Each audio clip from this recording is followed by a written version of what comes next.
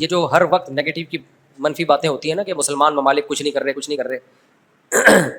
عرب نے مل کے 3 دفعہ اسرائیل سے جنگ لڑی ہے, تینوں جنگوں میں شکست ہوئی ہے, اور وجہ شکست کی یہ ہے کہ پیچھے امریکہ سپورٹ کر رہا ہے.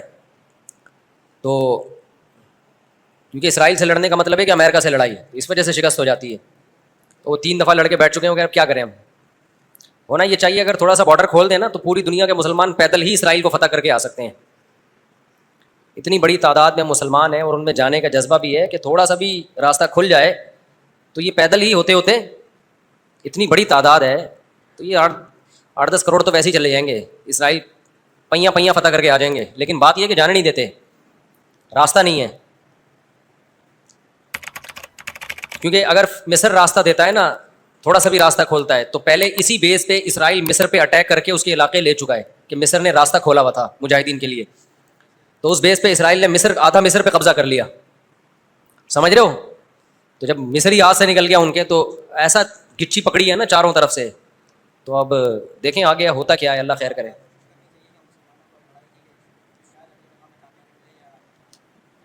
دیکھو ایسی لڑائی جس سے اگلی دفعہ اس سے بھی جائیں, یہ تو کوئی بھی دنیا میں عقل مند اس کا مشورہ نہیں دے گا نا. دیکھو مسئلے کا اگر حل سامنے نہ آ رہا ہو تو غلط حل کی طرف نہیں جانا چاہیے, یہ ذہن میں رکھیں. ایک آدمی بندوق لے کے آپ کو کہہ رہا ہے جیب میں جو کچھ ہے نکال دو, آپ کہیں میں تو نہیں دوں گا لیکن مسئلے کا حل بتاؤ.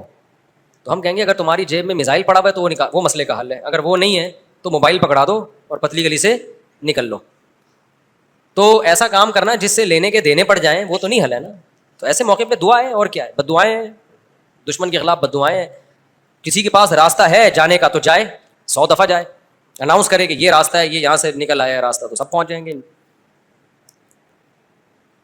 ایک چیز اصولی طور پہ یاد رکھیں, جو چیز اختیار میں ہے اس میں انسان کمی نہ کرے, جو اختیار میں نہیں ہے اس کے بارے میں سوچے نہیں. اس سے ٹینشن کے سوا کچھ بھی حاصل نہیں ہوتا. کیونکہ جب آپ ایسی چیز کا سوچنا شروع کرتے ہیں نا جو آپ کے اختیار میں نہیں ہے, تو ہمیشہ وہ کام کر لیتے ہیں جس کا پہلے سے بھی زیادہ نقصان ہوتا ہے, جس کا پہلے سے زیادہ نقصان ہوتا ہے. میری پالیسی ہمیشہ یہی رہی ہے ہر معاملے میں, جو اپنے اختیار میں ہے چھوڑو نہیں, جو اختیار میں نہیں ہے پڑھو نہیں اس میں. سمجھ رہے ہو کہ نہیں سمجھ رہے؟ اگر ہم اس اصول پہ اختیار کر لیں بہت سارے معاملات ہمارے ویسے ہی سیدھے ہو جائیں گے. تو لوگ جو بلا وجہ فنٹر بننے کی کوشش کرتے ہیں نا, ہم یہ کر دیں گے ہم وہ کر دیں گے, وہ فنٹر گیری ہی ہوتی ہے. ایک یوٹیوب پہ اور بلکہ اس پہ ٹک ٹاک پہ ایک بندہ آ رہا ہے, لڑکا بڑے غصے میں بیٹھا ہوتا ہے, یہ مولوی کچھ نہیں کر رہے, اسرائیل میں یہ ہو گیا, فلاں جگہ یہ ہو گیا, یہ یوں نہیں کر رہے, یوں نہیں. میں نے دفعہ کمنٹ کر دیا کہ تو کیا کر رہا ہے بھائی بیٹھ کے, تو بھی تو کچھ کرنا. کہہ رہا میں اکیلا کیا کروں, یہ مولوی کریں گے تو میں کروں گا. بھائی یہ مولوی تو کچھ نہیں کر رہے. وجہ اس کی یہ کہ مولوی کہتے ہیں ہم کیا اکیلے کیا کر سکتے ہیں, گورنمنٹ جب تک نہیں کرتی. تو جو دلیل مولوی دے رہے ہیں وہی دلیل آپ بھی دے رہے ہو کہ یہ مولوی چونکہ نہیں کر رہے تو میں اکیلا کیا کر سکتا ہوں. تو بات یہ کر آپ بھی نہیں رہے. یہ باتیں کرتا ہوا وہ اچھا لگتا ہے جو میدان جنگ میں جا رہا ہو اور لڑ رہا ہو اور دو بدو فائر ہو رہا ہو اور جہاد کر رہا ہو اور کہہ رہے دیکھو مولوی کچھ نہیں کر رہے اور میں یہاں بم رکھ کے آ رہا ہوں وہاں پہ اور شہید ہو رہا ہوں میں سب کے سامنے. جتنے اسکالر آ رہے ہیں یہ مولوی یہ نہیں کر رہے وہ نہیں کر رہے, بھائی تم بھی باتیں ٹھوکنے کے علاوہ کچھ بھی نہیں کر رہے ہو. تو مولوی وہ باتیں نہیں کر رہے جو تم کر رہے ہو, اس لیے کہ ان کو پتا ہے باتیں کرنے کا فائدہ نہیں ہے. تو کام وہ کرو جو کر سکتے ہو. سمجھتے ہو کہ نہیں سمجھتے؟ ایک خاتون نے اپنے شوہر سے کہا نا کہ سوئٹزرلینڈ جانے پہ کتنا خرچہ ہوگا, میں سوچ رہی ہوں کہ ہم سوئٹزرلینڈ چلتے ہیں, کتنا خرچہ ہوگا؟ اس نے کہا بالکل بھی نہیں. اس نے کہا کیوں نہیں خرچہ ہوگا؟ اس نے کہا سوچنے پہ کوئی خرچہ نہیں, سوچ ہی رہی ہو نا سوئٹزرلینڈ جانے کا. تو وہ بات کرنی چاہیے جو عملی دنیا میں ممکن ہو. اور دوسری بات یہ کہ علماء یا جو بھی بڑے لیول پہ جو لوگ ہوتے ہیں وہ بہت کچھ اندر اندر کر رہے ہوتے ہیں. وہ پرلے درجے کے بے وقوف ہوں گے اگر وہ عوام کو بتا کے کرنا شروع کر دیں, بڑی حماقت کی بات ہوگی. بہت کچھ اندر اپر لیول پہ حکومتوں سے رابطوں کی کوشش ہو رہی ہوتی ہے, حکومتوں کو سمجھایا جا رہا ہوتا ہے, حکمرانوں کو حل دیے جا رہے ہوتے ہیں. تو یہ نہیں ہوتا کہ جو بھی کر رہا ہے نا کہ میں جا رہا ہوں آرمی چیف سے ملاقات کے لیے اسرائیل کے مسئلے پہ بات کروں گا, یہ میرا یوٹیوب چینل ہے آپ لوگ دیکھ لیں, میں جا رہا ہوں ٹاٹا دیکھو میں اپنی ذمہ داری کیا کر رہا ہوں پوری کر رہا ہوں. اسی طرح آرمی چیف کہے لوگوں میں جا رہا ہوں اسرائیل کے مسئلے پہ فلاں سے بات کرنے کے لیے, دیکھا آرمی زندہ باد. ایسا نہیں ہوتا. بڑے پیمانے پر جو گیم کھیلے جا رہے ہوتے ہیں وہ خفیہ ہی ہوتے ہیں, وہ عوام کو نہیں بتائے جاتے. تو بہت کچھ ہو رہا ہوتا ہے. اب سعودی عرب کا بادشاہ کیا کچھ کر رہا ہے ہمیں نہیں پتا, تو ہمیں نے نہ تعریف کرنی ہے کیونکہ ہو سکتا ہے وہ جھوٹی تعریف ہو, اور نہ ہم نے برائی کرنی ہے کیونکہ ہو سکتا ہے وہ جھوٹی برائی ہو. ہم نے چپ کر کے بیٹھنا ہے, اپنا جو ہم کر سکتے ہیں وہ کریں. کسی کے خلاف یہ کچھ نہیں کر رہے وہ کچھ نہیں کر رہے, یہ یوں نہیں کر رہا وہ یوں نہیں کر رہا, تو بھائی تو کیا کر رہا ہے؟ تو بھی تو یہی کر رہا ہے کہ وہ کچھ نہیں کر رہا تو یہ کچھ نہیں کر رہا تو وہ کچھ نہیں کر رہا, اور یہ تو بھی تو یہی کر رہا ہے, تو اس سے بہتر ہے کہ تو بھی کچھ نہ کرتا. کیا خیال ہے؟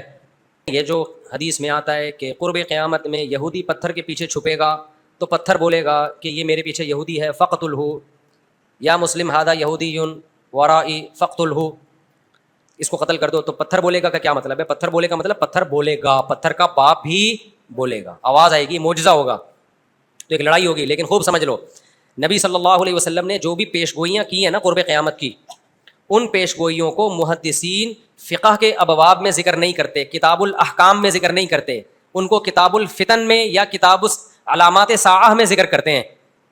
احکام کا مطلب کیا ہے؟ یہ کرو, یہ نہیں کرو, یہ حلال ہے, یہ حرام ہے. تو جو آرڈر کی حدیثیں ہیں نا ان میں ذکر نہیں کرتے, یہ بتانے کے لیے کہ یہ علامتیں جب پورا ہونے کا ٹائم آئے گا خود ہی ہوں گی. ہم نے ان احادیث کو دیکھ کے خود سے کوئی کام نہیں کرنا ہے, ہم نے وہ کرنا ہے جو ابھی گراؤنڈ ریئلٹی ہمیں کرنے کا کہہ رہی ہے. نہیں یہی بات سمجھ میں؟ آپ نے سن لیا کہ حضرت عیسیٰ علیہ السلام قرب قیامت میں نازل ہوں گے, 100% ہمیں یقین ہے نازل ہوں گے. حضرت مہدی آئیں گے, 100% ہمیں یقین ہے حضرت مہدی آئیں گے. ہمیں پتہ چلا جی شام میں حضرت عیسیٰ علیہ السلام نازل ہوں گے, ہم نے کہا ہوں گے نازل, یقیناً ہمارا عقیدہ ہے. آپ نے کہا چونکہ شام میں نازل ہوں گے تو چلو شام چلتے ہیں, اور اس مسجد میں جا کے آپ بیٹھ گئے اور اعلان جہاد کر دیا کہ اب میں یہاں سے قتال شروع کرتا ہوں, عیسیٰ علیہ السلام تو آئیں گے اور میری مدد کریں گے. پتہ چلا آپ نے لڑائی شروع کی اور آپ کی ایسی کی تیسی ہو گئی اور عیسیٰ علیہ السلام آئے نہیں. آپ قیامت میں اللہ سے پوچھو گے, اے اللہ حدیث میں تو کہا گیا تھا کہ شام میں عیسیٰ علیہ السلام نازل ہوں گے, میں نے تو جنگ بھی شروع کر دی, سب کچھ ہو گیا, لیکن نازل نہیں ہوئے. تو اللہ جواب میں کیا کہیں گے؟ میں نے یہ تھوڑی کہا تھا کہ جب تو جنگ شروع کرے گا تو تیری مدد کے لیے آئیں گے. یہ میں نے کہا تھا آئیں گے, میں نے یہ ٹائم تھوڑی بتایا تھا. تم جو اپنا کام ہے وہ کرو, جب انہوں نے آنا ہوگا تو وہ آ جائیں گے. تم گراؤنڈ ریئلٹی کو دیکھ کے ٹائم گزارو. جب حضرت مہدی نے آنا ہوگا تو آئیں گے. اب ہر تھوڑے دنوں میں حضرت مہدی کی امید پہ کوئی تحریک اٹھتی ہے. سعودی عرب میں جو 1979 میں بغاوت ہوئی تھی, جنرل مشرف کی قیادت میں آرمی نے جا کے کنٹرول کیا تھا نا, وہ بغاوت کیا ہوئی تھی؟ وہ یہی کہ لوگوں نے کہا امام مہدی آنے والے ہیں, تو ایک بندے کو تیار کیا, کل تیرا حلیہ وہ ہے جو امام مہدی والے, تیرا نام بھی وہ, تیرے ابا کا نام بھی وہ, اور اس کو تیار کر کے بغاوت پہ اکسایا اور کہا کہ بس انقلاب آنے والا ہے, امام مہدی آنے والے ہیں, اور یہی آ گئے ہیں. نتیجہ نکلا سعودی عرب نے پاکستان آرمی کو بلایا, چاروں طرف سے گھیر کے سب کو لٹکا دیا انہوں نے پکڑ کے. تو اب وہ اللہ سے قیامت کے دن کہا کہ اللہ امام مہدی تو آنے والے تھے. اللہ کہیں گے میں نے کب کہا کہ ابھی آنے والے تھے؟ ٹھیک ہے نا, تمہیں زمینی ایک مضبوط ریاست ہے, ایک حکومت ہے, پرامن حکومت ہے, آپ بیت اللہ میں اس کے خلاف بغاوت کر رہے ہو یار, جہاں خون بہانا منع ہے. احکام کی حدیثیں جب فقہا بیان کریں گے نا اس میں علامات ساعت نہیں ہوتی. احکام کی حدیثوں میں فقہا کیا بیان کرتے ہیں؟ احکام کا مطلب جو آرڈر سے متعلق, ان میں مسلم کی حدیث ہوگی, بخاری کی حدیث ہوگی, اسمعوا واطیعوا ولو سلط علیکم رجل حبشی کأن رأسه ذبیبا, سنو اور اطاعت کرو, تم پر حبشی غلام بھی مسلط ہو جائے. جب بادشاہ بن گیا, جب وہ حکومت کا جب حاکم بن گیا تو آپ اس کے خلاف بغاوت نہیں کرنی. مسلم کی حدیث ہے جب مسلمانوں کا ایک امیر بن جائے جو اس کے خلاف کھڑا ہو, کائنا من کان فقتلوہ, جو بھی کھڑا اس کو قتل کر دو تاکہ مسلمانوں کا اتحاد نہ ٹوٹے. یہ احکام کی حدیثیں ہیں. سمجھ میں آ رہی ہے بات؟ تو ہم نے ان احکام کی حدیثوں کو فالو کرنا ہے, اور جو قیامت سے متعلق ہیں ان پہ یقین رکھنا ہے, ان میں امیدیں ہیں ہمارے لیے کہ ایک دن اللہ ہماری مدد کرے گا. ہم سے نہیں ہوگا تو عیسیٰ ابن مریم کو نازل کرے گا. اور عیسیٰ ابن مریم تو وہ ذات ہیں جن کا یہودی بھی انتظار کر رہے ہیں, عیسائی بھی اور مسلمان بھی. یہودی ان کو کہتے ہیں مسیح دجال, معاذ اللہ, وہ کہتے ہیں ہماری مدد کی, جو یعنی ان کو عیسیٰ تو نہیں مانتے وہ, لیکن وہ ساری علامتیں فکس کر دیتے ہیں کس پہ؟ کیونکہ ان کی کتابوں میں بھی ہے نا. تو شرارت کر کے حضرت عیسیٰ سے ہٹا کے وہ اپنے کسی نجات دہندہ کی طرف لے کے جاتے ہیں. عیسائی کیا کرتے ہیں؟ عیسیٰ ابن مریم نازل ہوں گے ہماری مدد کے لیے, یعنی عیسائیوں کی مدد کے لیے. اور مسلمان کیا کہتا ہے؟ بھائی عیسائی مذہب بھی باطل ہے, یہودی مذہب بھی باطل ہے, منسوخ شدہ مذاہب ہیں. عیسیٰ ابن مریم حق کی خاطر آئیں گے, اور حق مذہب کیا ہے؟ ان دین عند اللہ الاسلام. اور اس میں اسلام کے پاس صرف نرے دعوے نہیں ہیں, دلائل بھی ہیں. اسلام کو آپ کمپیئر تو کریں دوسرے مذاہب سے, کوئی جوڑ ہے ہی نہیں اسلام اور اسلام کے مقابلے کا. تو حضرت عیسیٰ کے نزول کا تو صرف غامدی صاحب نے انکار کر دیا ہے, ورنہ تو حضرت عیسیٰ کے تو تمام آسمانی مذاہب ان کے نزول کے قائل ہیں. لیکن کمال کی بات ہے کہ غامدی صاحب اتنی بڑی بڑی چیزوں کا انکار کر کے بھی ایک مذہبی اسکالرز اور براڈ مائنڈیڈ اور ان سے علمی اختلاف, ٹھیک ہے نا. اور رفع الیدین کا مسئلہ جو ہمیشہ سے اختلافی ہے, اس میں ہم گمراہ بھی ہیں, اندھے مقلد بھی ہیں.